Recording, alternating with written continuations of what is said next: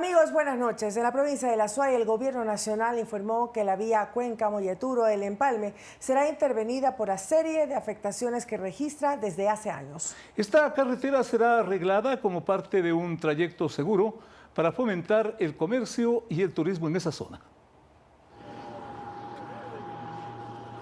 Buenos días. Un fallecido y 7 heridos dejó un siniestro de tránsito en la vía Cuenca-Molleturo en Azuay. Es en esa misma arteria vial donde otro tipo de incidentes se han registrado y por eso sus moradores denuncian que se encuentra en mal estado.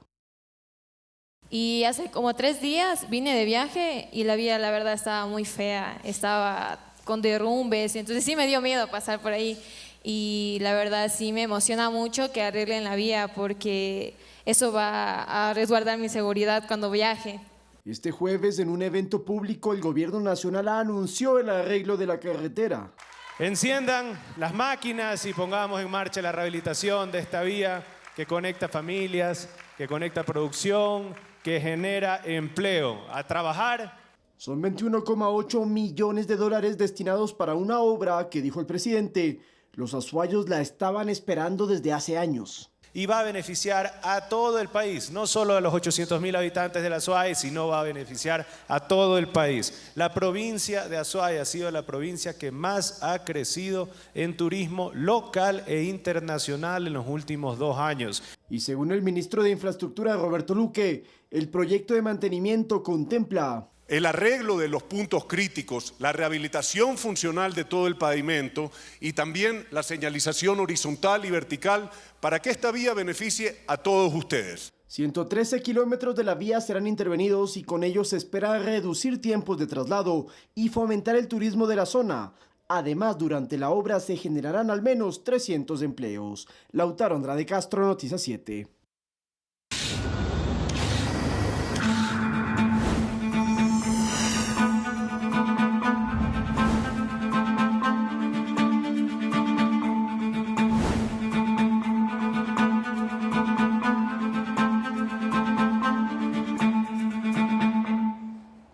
Justamente en el marco del toque de queda y en el estado de excepción en 4 provincias del país, la Cámara de Comercio de Quevedo le solicitó a una unidad militar que se retire de las instalaciones que había prestado el ejército como espacio de albergue y planificación para las operaciones de la tropa. El motivo de este desalojo es para construir un centro de exposiciones. El presidente de la República cuestionó esta medida y ya tomó acciones. Así empezó el desalojo de una unidad militar que ocupaba las instalaciones del recinto ferial de la Cámara de Comercio de Quevedo en esa ciudad de la provincia de Los Ríos. Mediante una carta, la entidad le solicitaba a los uniformados retirarse del lugar para que se inicie la construcción de un centro de exposiciones, obra que se hará en conjunto con la prefectura. Pero la crítica surge porque este retiro se produce en medio de un estado de excepción y un toque de queda en la provincia con el fin de combatir al crimen organizado. El primero en cuestionar el desalojo fue el presidente Daniel Noboa. No podemos tolerar la indiferencia de las autoridades que se sienten más cómodas sin luchar.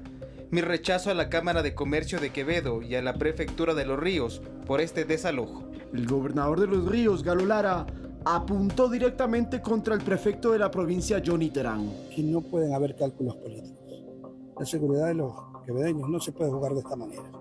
Esto no es un tema de partido político, es un tema humano, seguridad de niños, de seguridad de madres, seguridad de transportistas, seguridad de taxistas, seguridad de todos los que viven en estos sectores. Y en sus redes sociales, Lara también lo calificó de esta manera.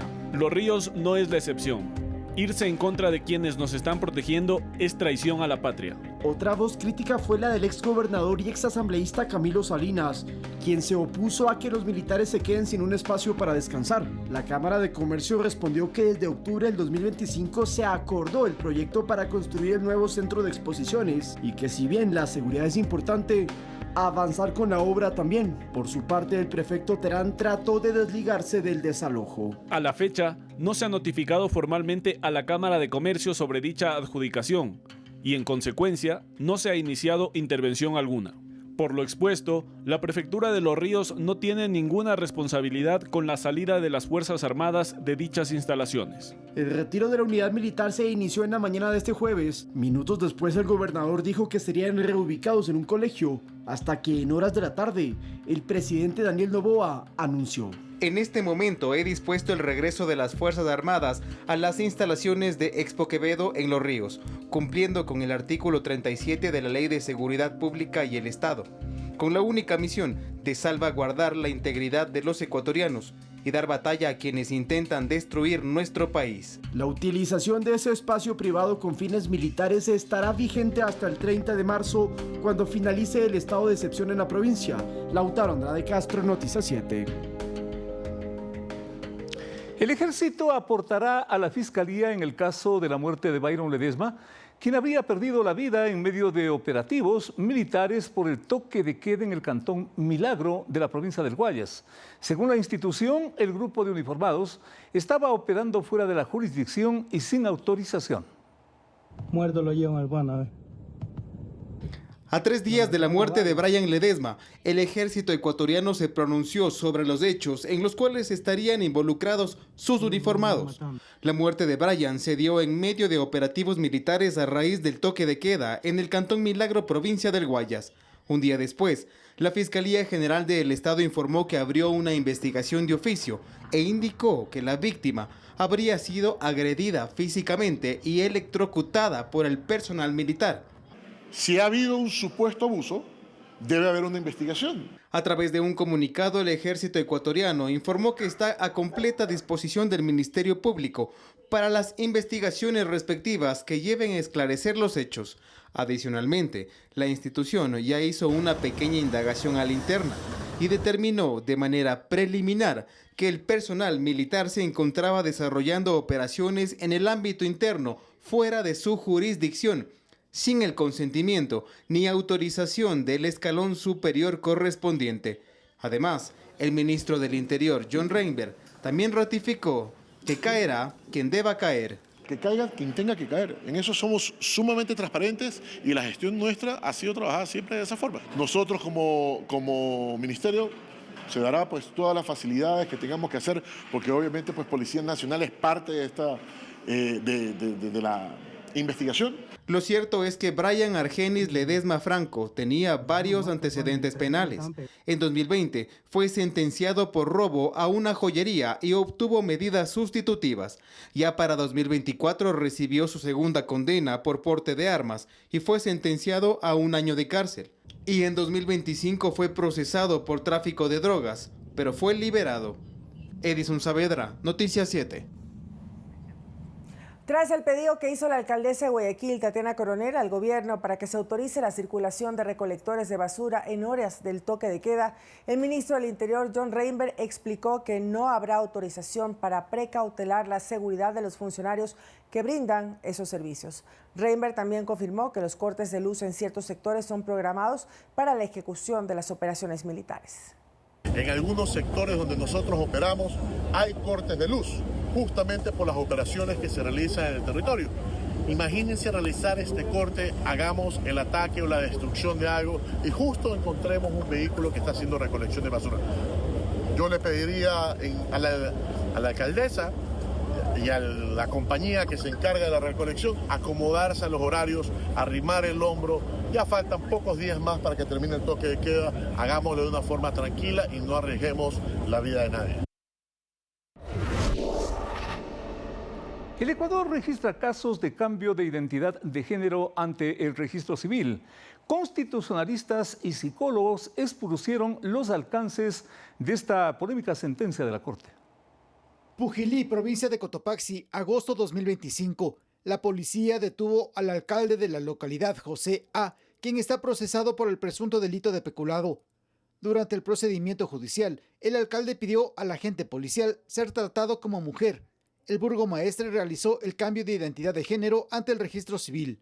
Ante ello, está privado de la libertad en un centro de retención para mujeres. El artículo 94 de la Ley Orgánica de Gestión de Identidad y Datos Civiles permite actualmente a un ecuatoriano mayor de edad realizar el cambio de identidad de género en la cédula por una sola vez.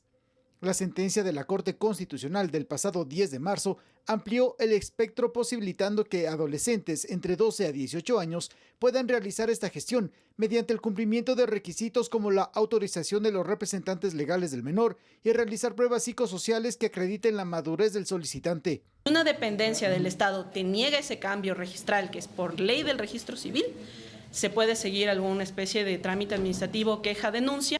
Pero si estamos viendo incluso que cuando llegas a los 18 años todavía no alcanzas un grado de madurez para tomar decisiones.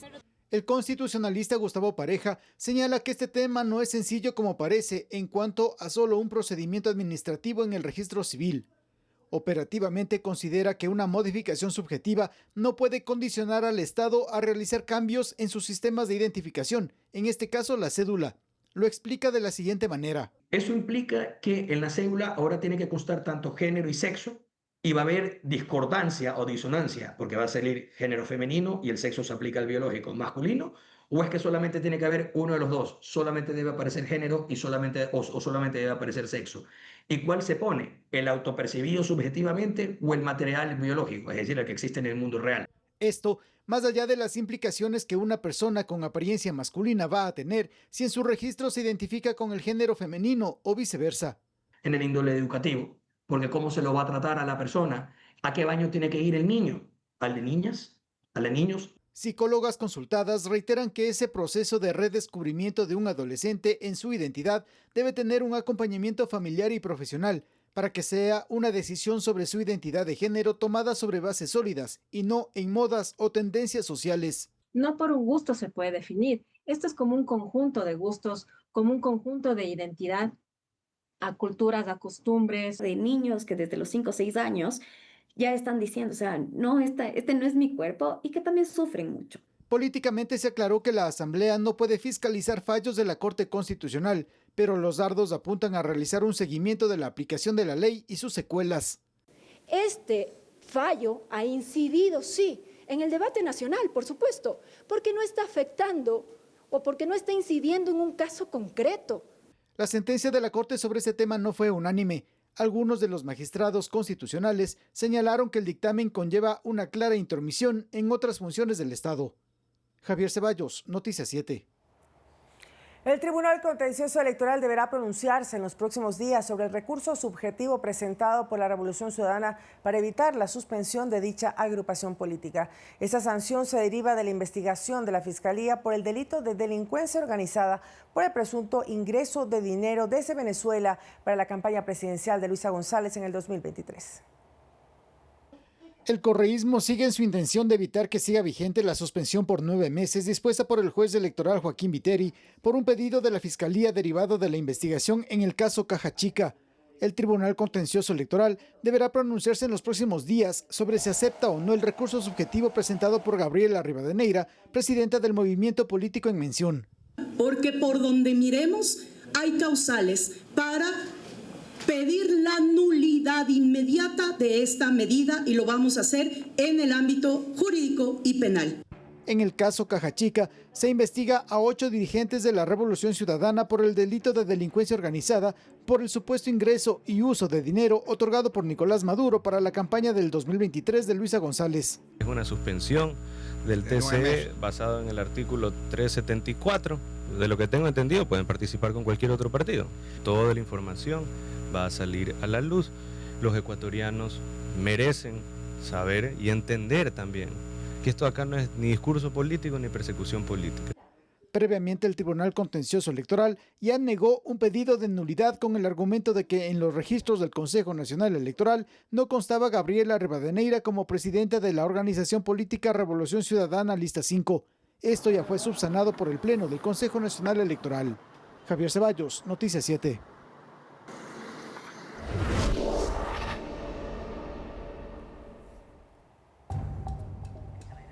En medio de la desesperación, varios pasajeros fueron auxiliados, rescatados tras un choque entre un camión y un bus en la vía Daule, en la provincia del Guayas.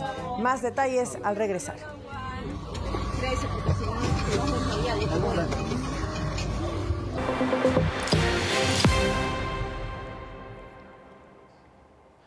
Unas varillas de acero traspasaron un autobús en la vía Daule.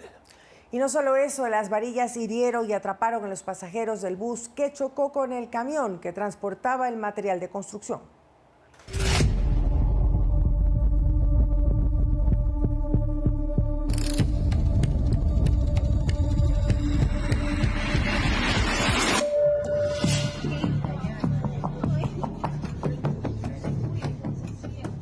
Estos momentos de tensión se registraron en el kilómetro 22 de la vía Daule.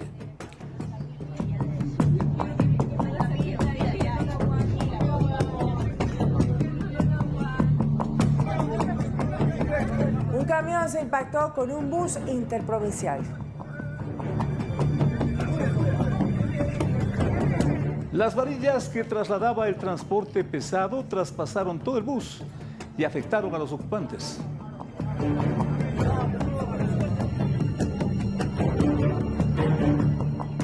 Algunas hirieron a varias personas y a otras las dejó atrapadas.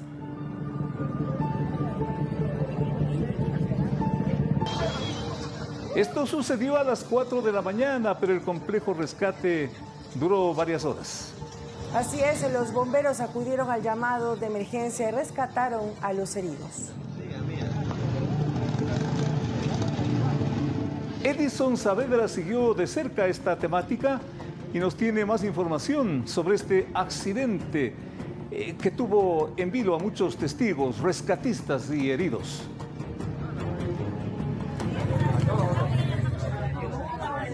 Así quedó un bus de la cooperativa Santa Lucía después de impactarse a gran velocidad contra un camión que transportaba varillas metálicas. Sucedió a las 4 de la mañana en el kilómetro 22 de la vía Daule, en el norte de Guayaquil. Fue tanta la fuerza del choque que las varillas de hierro y aluminio quedaron incrustadas entre los asientos y la carrocería del bus, donde viajaban decenas de personas, dejando atrapados a varios pasajeros. Un joven se salvó de morir, pues el material pasó a centímetros de su abdomen. Sin embargo, las varillas sí quedaron incrustadas en las piernas de una mujer. Ay, nadie más viene. Ay, mi vida, ya viene como mal camino y ya le decimos. Yo quiero que mi pierna la saquen de ahí, ya no lo aguanto. Mi pierna no lo aguanto. Miembros de rescate del cuerpo de bomberos trabajaron por varias horas para liberar a las personas atrapadas. En total, 6 pasajeros resultaron heridos, mismos que fueron trasladados a casas de salud. A pesar de la magnitud del incidente, no se registraron víctimas mortales, pero sí un intenso tráfico vehicular a lo largo de 4 kilómetros. Decenas de vehículos quedaron varados por varias horas en espera de que el tránsito sea habilitado. Según las autoridades, los conductores de ambos vehículos se fugaron. Edison Saavedra, Noticias 7. Dice que hay una niña, no sé qué. Nuevo grave siniestro en la carretera y todos y con razón se preguntan y nos preguntamos hasta cuándo. Edison Saavedra, sí, está con los detalles. Edison, buenas noches. ¿Cómo estás, Meche? Félix, muy buenas noches. Así es, una vez más, como bien lo mencionaron compañeros, las carreteras del país se tiñen con un siniestro de tránsito bastante grave, en donde una de las características fundamentales es que los conductores, tanto del camión que transportaba estas varillas metálicas como del bus, se fugaron. Una vez más, los responsables de este siniestro que deja 6 personas heridas, entre ellas, como ya vimos, una mujer a la cual las varillas metálicas le atravesaron las piernas. Ella quedó totalmente atrapada por varias horas dentro de los asientos, en donde prácticamente intentaba tener un viaje normal y de repente, de un segundo a otro, las varillas entraron, atravesaron por todo el bus y atravesaron también sus piernas. Más o menos 2 horas le costó al cuerpo de bomberos de Daule lograr liberarla. A buena hora, si se puede decir a buena hora, compañeros, amigos televidentes, este siniestro de tránsito que es impresionante y sin duda sacado de una película, como que fuera una película, no ha dejado víctimas mortales. Las 6 personas que resultaron heridas, incluyendo a esta mujer que terminó con varillas metálicas incrustadas en sus piernas, están en casas de salud y se las está tratando médicamente. Pero sin duda, compañeros, pues lo que hay que resaltar es la gravedad del incidente. Estas varillas pudieron haber cobrado la vida de un menor de edad. Ya vimos en el reportaje, las varillas prácticamente pasaron a centímetros de su abdomen. ¿Qué hubiese pasado si es que hubiese estado un poco más al interior de su cuerpo? Sin duda estaríamos lamentando una vida de un ciudadano, compañeros. Gracias, Edison, por esta ampliación de la información. Es tremendamente lamentable y doloroso lo que estamos observando. Esperemos que el pronóstico de la mujer herida sea favorable. Queremos saber, Edison, realmente cuál fue el motivo y, por otro lado, si había la autorización para este camión con las varillas circulares ahora por la carretera. Sí, Meche, por la vía Daule, ustedes saben que esto es en el norte de Guayaquil, circulan varios vehículos con materiales de construcción. En este caso fue varillas metálicas. No sé, todavía no se conoce básicamente cuáles fueron los motivos del accidente, pero se deduce que podría haber sido por exceso de velocidad. Este choque se da de forma lateral, no de frente, de forma lateral, y es cuando las varillas salen del balde de este camión, y se incrustan totalmente contra este bus. Y bueno, a buena hora se puede decir que a esta hora, cuando ya han transcurrido más de 12 horas, pues puesto que fue a las 4 de la mañana, no se registran víctimas mortales. Eso es lo que les podemos informar sobre este tema que ha ocupado los titulares de la prensa nacional y también la prensa internacional. Volvemos a estudios, buenas noches.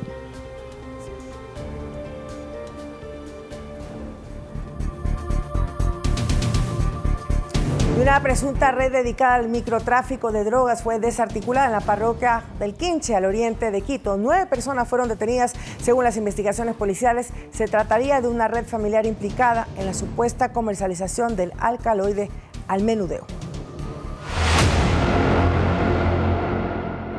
Les cayeron en horas de la madrugada, todos estaban dormidos. Los agentes antinarcóticos llevaban bajo el brazo 9 órdenes de captura. Por cerca de 6 meses, los policías realizaron seguimientos e investigaciones para identificar a los miembros de la presunta red de microtráfico. En 12 allanamientos fueron detenidas 9 personas, entre hombres y mujeres, que estarían relacionadas a la comercialización de sustancias sujetas a fiscalización.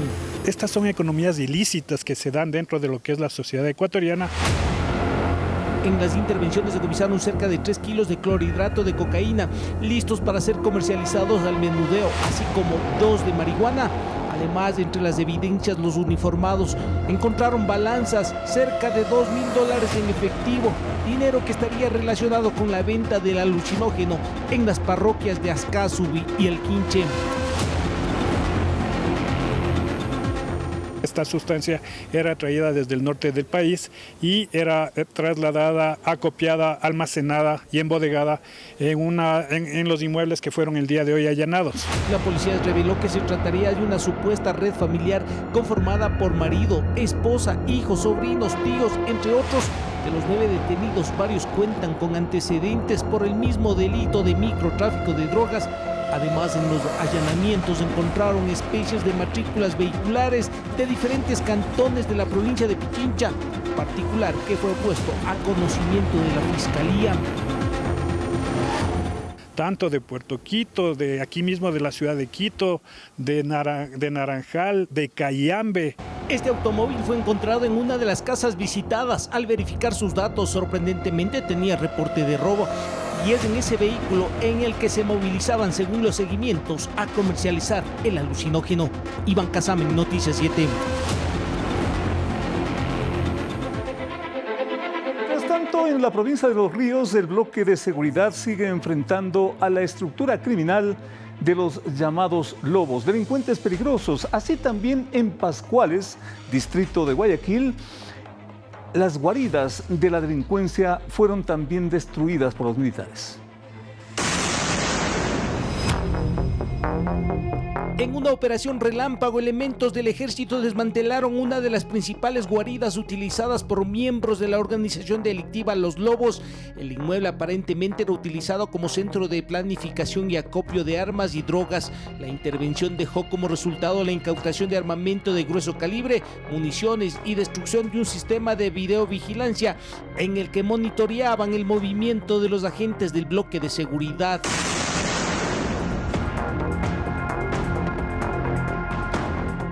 Mientras en Los Ríos, tras un contundente despliegue militar, fueron capturados 4 presuntos delincuentes, entre ellos alias Camila, considerado objetivo de interés penal para las autoridades policiales por su presunta participación con delitos de extorsión, secuestro, sicariato y tráfico de drogas. El Grupo de Fuerzas Especiales 26 ENEPA, durante las operaciones de control de toque de queda y por información de inteligencia militar, se realiza el registro a una vivienda. Mientras otro de los detenidos, alias Viche, cuenta con antecedentes por robo. Durante la intervención decomisaron armas de fuego, municiones y sustancias sujetas a fiscalización. Evidencias que reflejan la peligrosidad de los detenidos. La operación fue ejecutada durante el toque de queda en el sector del Paraíso, Cantón Quevedo. Iván Casamen, Noticias 7. Bien, el narcotraficante alias Lobo Menor, que fue capturado en Colombia luego de venir de México, está a la víspera de retornar a nuestro país. Justamente nos ponemos en contacto con Lautaro Andrade. Él tiene información actualizada sobre este expectante tema por la captura de este famoso delincuente. ¿Qué es lo último, Lautaro? Buenas noches. Buenas noches.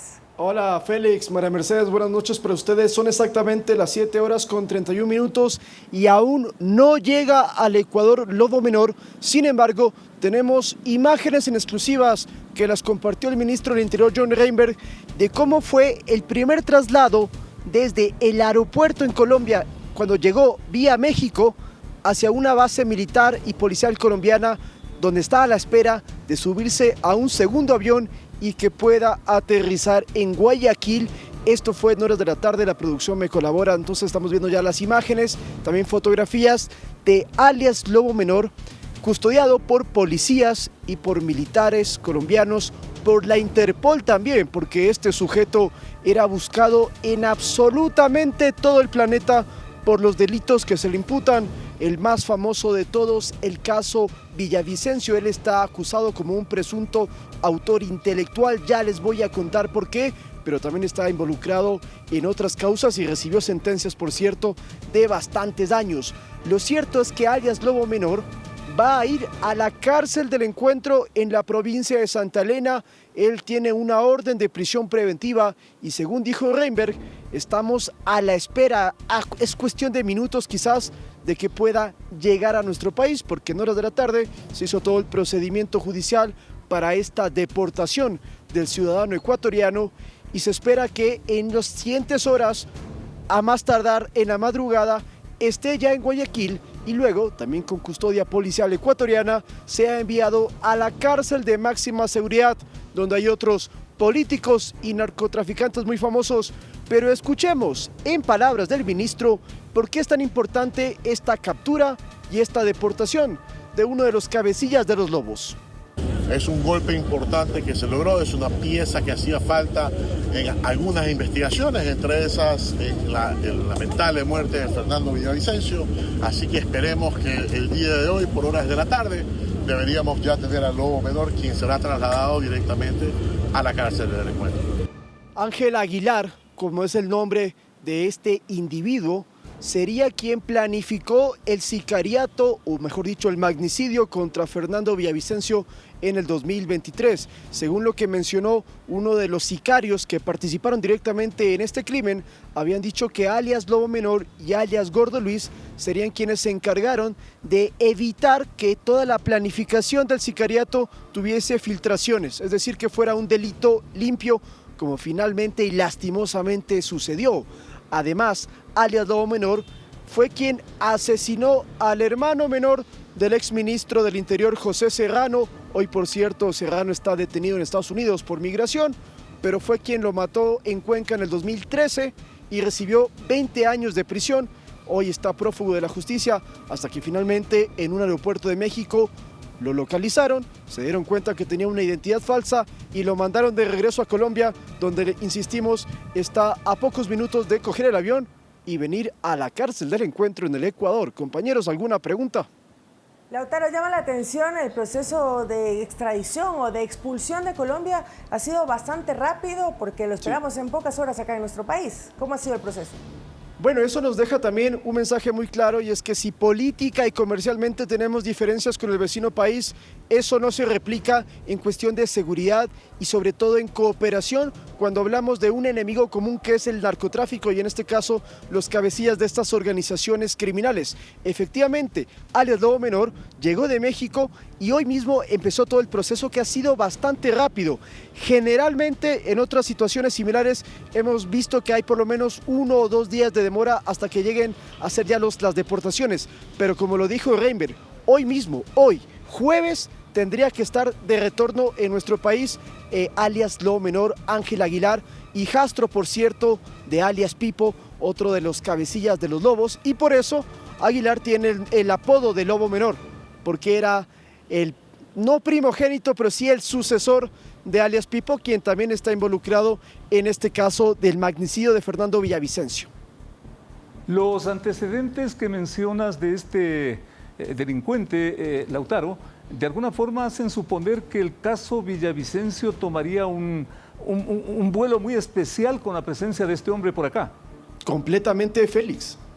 Completamente, porque ten presente que de los lobos hay 3 acusados con prisión preventiva, hay 3 presuntos autores intelectuales y ya todos, con alias Lobo Menor, estarían en manos de la justicia. El primero, Gordo Luis, que está detenido y que está en la cárcel del encuentro. El segundo es alias Pipo, quien está en España en un proceso de extradición bastante largo, todavía no regresa, y faltaba alias Lobo Menor, de quien no se tenía indicios de en qué país del mundo se podría encontrar, y resulta que estaba bastante cerca, aquí en Colombia. Entonces estos 3 cabecillas de los lobos, que son la banda que estuvo detrás del sicariato de Villavicencio, son entonces los que ya están en manos de la justicia y el proceso puede adelantar. Pero recordemos que hay otras personas, que en este caso vinculadas con la política y con temas de dinero, que todavía están en el exterior. Me refiero a Javier J. y a José Serrano, quienes están en los Estados Unidos. Gracias, Lautaro. Bueno, compañeros, con esto ustedes continúan con más información. Señor productor, si me permite romper el guión unos instantes, quería desearle un feliz cumpleaños a nuestra compañera María Mercedes Castro, no la pude ver en la mañana. Estimada Meche, que estés pasando un lindo día, te mando un abrazo y ya nos vemos más adelante. Saludos desde las alturas.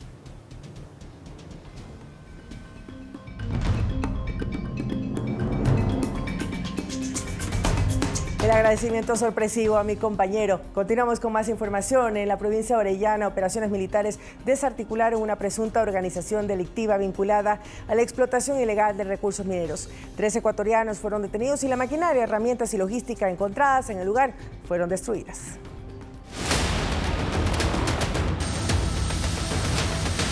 El ataque fue por aire y tierra.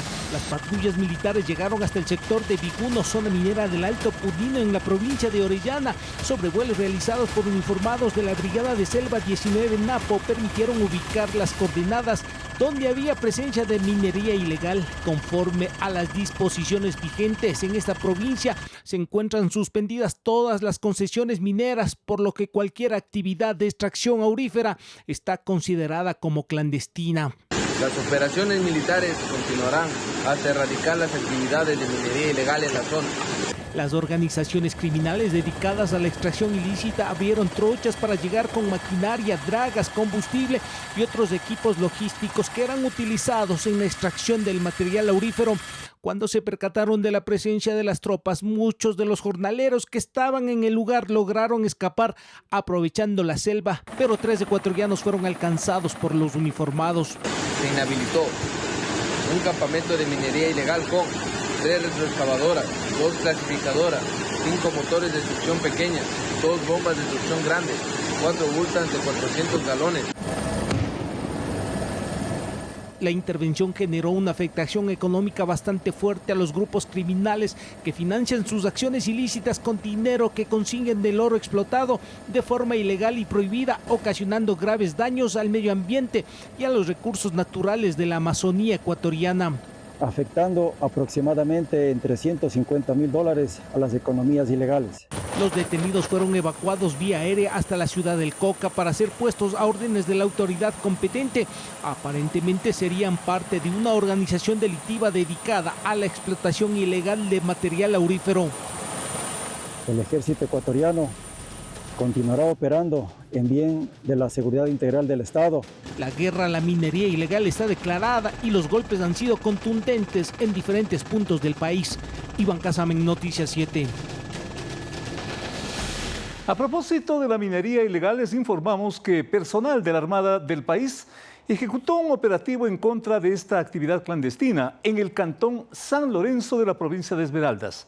La intervención fue con maquinaria y equipo logístico que también actuó para destruir estos materiales. Por información de inteligencia, patrullas de la Armada se desplegaron hasta el sector de Durango, cantón San Lorenzo, provincia de Esmeraldas, para bloquear un frente minero en el río Durango, ubicado cerca a la red vial estatal E10. Aparentemente, quienes estaban trabajando en la actividad ilegal se percataron de la presencia de los uniformados y escaparon aprovechando la espesa vegetación y lo agreste del terreno. La Armada del Ecuador, a partir del 17 de marzo del 2026, se encuentran intensificando las operaciones de reconocimiento ofensivo sobre sectores de minería ilegal. En el lugar, aproximadamente 5 hectáreas de bosque fueron deforestadas para abrir piscinas y bocaminas en busca de oro. La estructura criminal que estaría operando en el sector abrió trochas para ingresar con maquinaria y otros equipos, así como combustible que eran utilizados en la actividad ilícita. En la zona levantaron 5 campamentos de construcción mixta que eran utilizados como área de descanso y comedor. Se destruyeron 5 campamentos de minería ilegal, 5 clasificadoras, 3 bombas de succión, así como una variada cantidad de material logístico para minería ilegal. Desde el aire realizaron algunas destrucciones para acabar con toda la infraestructura y garantizar que no vuelvan a ser utilizadas en la extracción de material aurífero.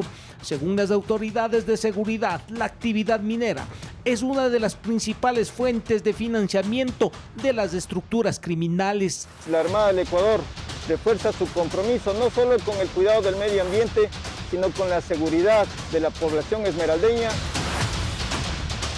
La guerra contra la minería ilegal no tiene tregua y los golpes son a diario. Iván Casamen, Noticias 7. La estación del trolebús en el Recreo, en el sur de Quito, suspendió sus actividades por 30 minutos luego de que se reportara un objeto sospechoso en las inmediaciones del área de embarque, mientras la unidad antiexplosivos de la policía llegó al lugar para investigar la supuesta amenaza. El personal de la terminal cerró sus puertas para evitar el riesgo en los usuarios. Finalmente, la policía indicó que se trató de una falsa alarma y el servicio en esta estación, una de las más concurridas de la ciudad, se restableció.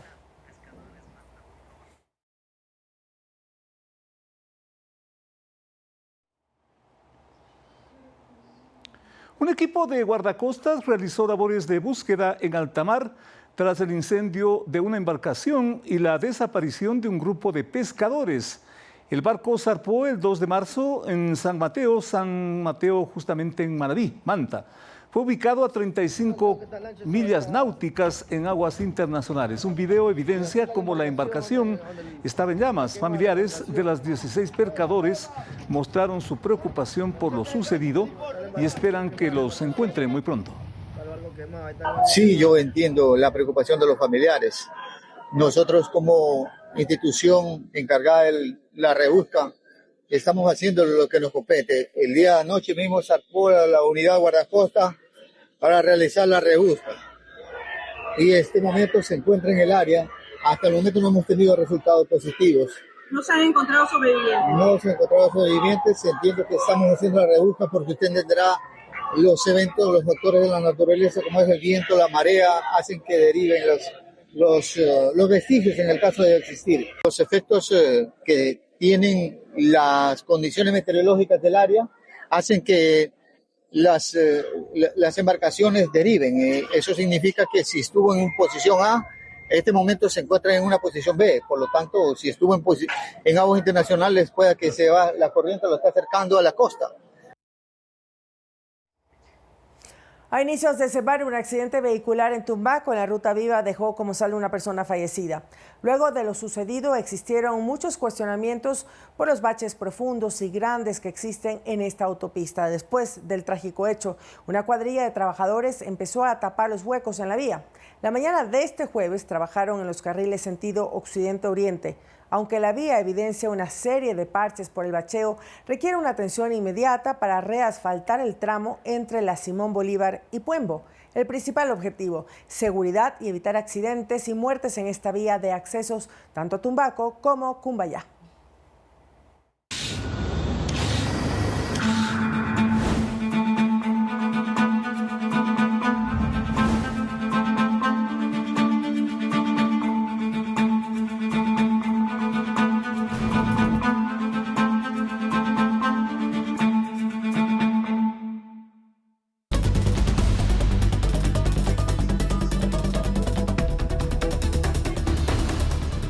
La información del mundo: Irán atacó el mayor complejo de gas de Qatar, el Qatar Energy, y autoridades del país árabe señalaron que las instalaciones fueron seriamente afectadas. Estas imágenes transmitidas en vivo a través de las redes sociales mostraron al mundo el ataque con misiles al centro de gas licuado más grande del planeta, Qatar Energy. Irán, en una ofensiva contra todo Oriente Medio, provocó daños severos en las instalaciones del complejo gasífero, de acuerdo a lo reportado por las autoridades locales. Un incendio de grandes proporciones ocasionó el despliegue de equipos de emergencia para contener las llamas, que al momento dejaron daños en la planta y afortunadamente no se menciona de personas afectadas. Representantes de Qatar mencionaron que la situación es grave, pero controlada, que este es el segundo ataque en las últimas 12 horas. El primero se reportó horas antes, cuando un ataque con misiles dañó parte de la estructura de la planta Qatar Energy, que ahora tuvo otros 3 incendios. Los equipos de respuesta y socorro están activos ante cualquier novedad. Teherán, en un comunicado oficial, explicó que los misiles se lanzaron como respuesta al bombardeo israelí sobre el campo de gas South Parts, advirtiendo que sus países vecinos deben evacuar las instalaciones energéticas, amenazando con golpear seriamente la infraestructura vinculada al combustible, energía y gas en Medio Oriente. Mientras Qatar, a través del Ministerio de Relaciones Exteriores, calificó lo sucedido como una amenaza directa a su seguridad nacional. En tanto, Emiratos Árabes Unidos expresó su preocupación y pidió moderación ante el riesgo de que el conflicto se extienda por todo el Golfo Persa. Este jueves, los precios de petróleo y gas natural se dispararon en el mundo, a medida que Irán intensifica sus ataques contra la infraestructura energética en toda esa región. Sofía Vintimilla, Noticias 7. La deportación voluntaria de más de 2 millones de migrantes indocumentados busca el ambicioso plan denominado Project Homecoming del gobierno estadounidense y que cuesta cerca de $1.000 millones. La oferta del gobierno es sugestiva. Entre $2.600 y $3.000 recibirá quien se autodeporte voluntariamente. A eso se suman pasajes gratis y la exoneración de las multas por permanencia ilegal. Es el proyecto Homecoming con que el gobierno norteamericano busca el retorno de 2.200.000 ilegales a sus respectivos países. Según versiones de prensa, solo 72.000 migrantes se habrían inscrito a la fecha. El proyecto tiene la aplicación CBP Home y lo ejecuta el Departamento de Seguridad Nacional. La oferta se refuerza con dar agilidad a los trámites de deportación voluntaria, aunque no elimina los castigos por eventuales retornos ilegales y que son prisión de 3 a 10 años.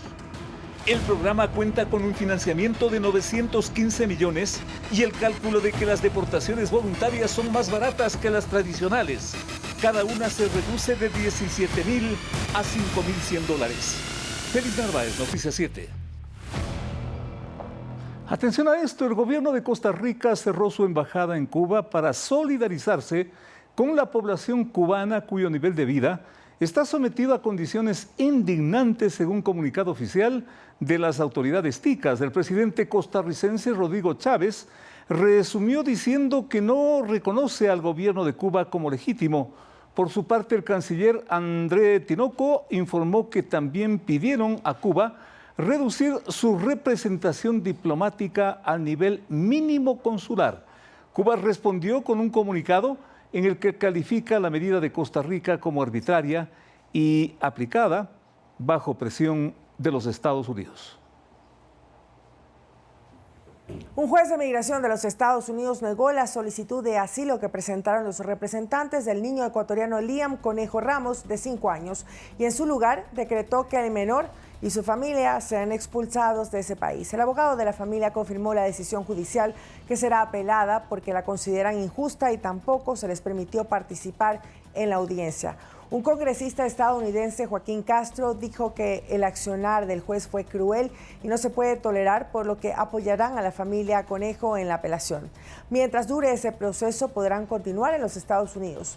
Liam Conejo es el pequeño niño que se viralizó en redes sociales porque agentes del ICE lo capturaron en su casa al regresar de sus clases de preescolar y lo mantuvieron detenido por 10 días.